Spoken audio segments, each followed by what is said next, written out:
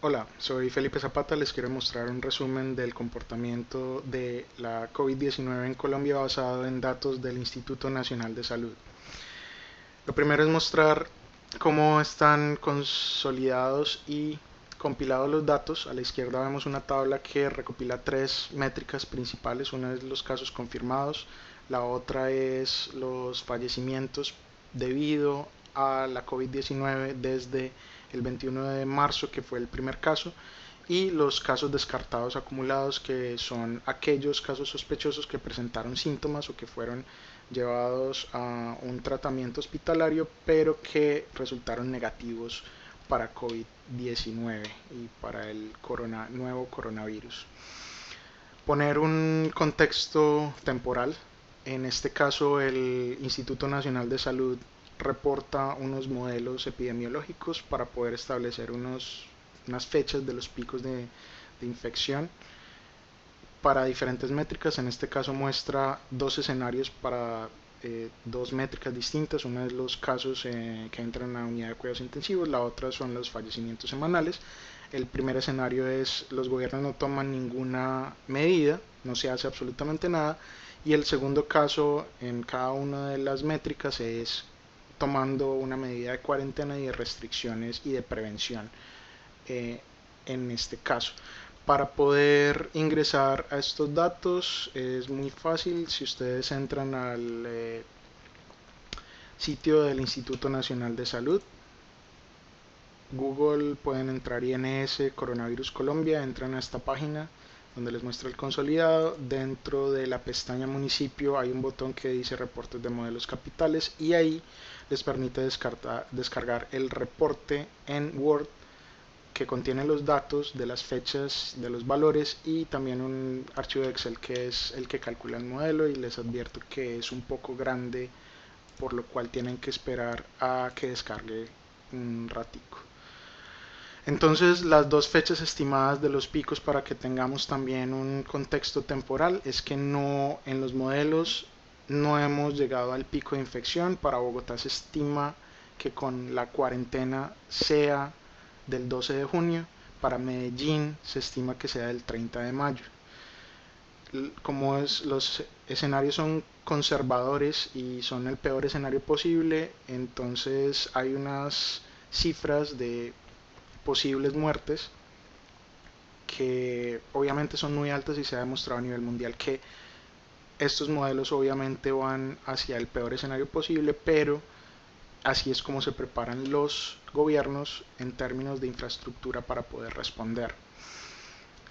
Entonces, entrando en detalle, hay unas gráficas. Estas gráficas, en la de arriba donde están las barras verdes y azules con una línea punteada verde, presenta una buena noticia. Esta buena noticia es que la proporción que hay entre los casos sospechosos a los que se le hace muestra y los casos positivos entre ese grupo está estabilizándose con el tiempo. Eso quiere decir que es mucho más confiable el sistema de medición que tiene el Instituto Nacional de Salud y los laboratorios que están alrededor del país.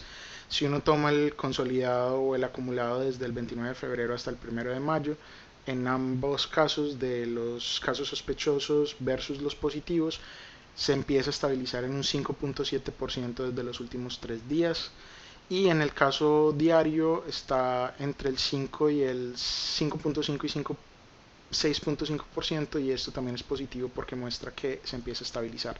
La gráfica de la mitad son digamos el ritmo de las pruebas en la barra morada.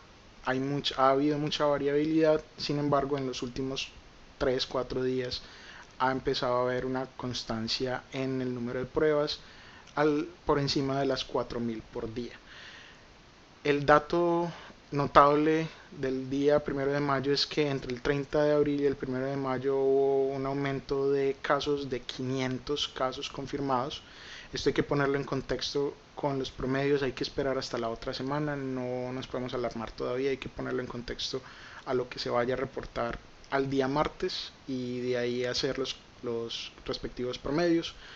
Por ahora sigue estando dentro de la tendencia, se puede absorber dentro de la tendencia que había del número de pruebas de casos sospechosos y de casos positivos.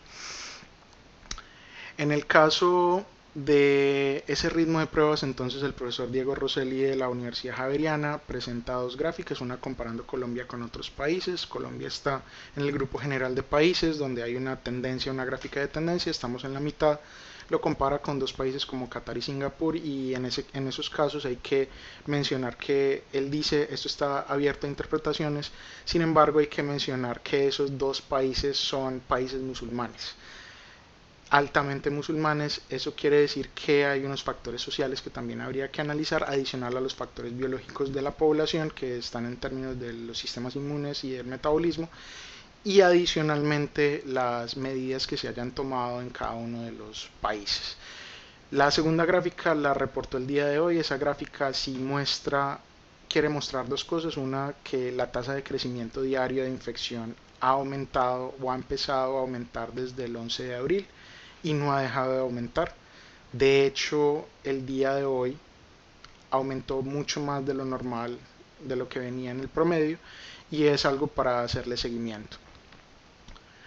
Por último, entonces, el caso, digamos, menos alentador, y es el acumulado de fallecimientos por la COVID-19 en Colombia en una escala logarítmica, en donde lo que querríamos es ver que precisamente aquí es donde se aplana la curva, donde queremos que los datos sean horizontales, de que no haya un crecimiento. Sin embargo, si ven al final de la curva los últimos tres puntos, 278, 293 y 314, la pendiente y la tendencia es al aumento. Esto sí es para hacerle seguimiento, porque hay una correlación clara entre las complicaciones y muchos otros factores, pero obviamente mientras más infecciones haya, más casos de fallecimiento va a haber, y depende mucho obviamente de los tres factores principales que mencionaba anteriormente: factores biológicos que tienen que ver con el sistema inmune poblacional, factores sociales y el sistema de salud como tal. Las conclusiones entonces de el día de hoy: la tasa de positivos entre los casos sospechosos y los positivos es constante, al menos en el consolidado y en el acumulado, y en el caso diario también empieza a estar en ese valor. Se puede establecer que ambos casos están en el 6%, con una variabilidad de más o menos 0.5%, y este es un indicador de la estabilización del proceso de pruebas nacionales que se están haciendo por parte del Instituto Nacional de Salud y los laboratorios satélite y de apoyo.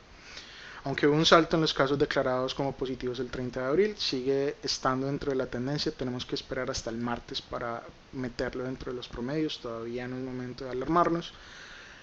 En términos de los estimados, en términos de modelación, hay que esperar hasta agosto para ver si precisamente fueron efectivos en estimar las cifras. Sin embargo, estos modelos no incluyen dinámicas sociales ni factores biológicos. No sabemos exactamente cómo el virus reacciona con el sistema inmune de los colombianos, ni cómo se puede comparar con nuestros hábitos sociales.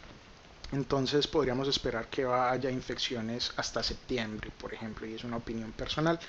Por último, las muertes diarias volvieron a acelerarse desde el 28 de abril, y es algo para tener muy en cuenta y hacerle seguimiento. Entonces, muchas gracias por escuchar este recuento. Espero la próxima semana traerles más datos del Instituto Nacional de Salud para poder hacer de nuevo un análisis y que podamos hacerle seguimiento a la enfermedad COVID-19 en Colombia. Muchas gracias y nos vemos la próxima semana.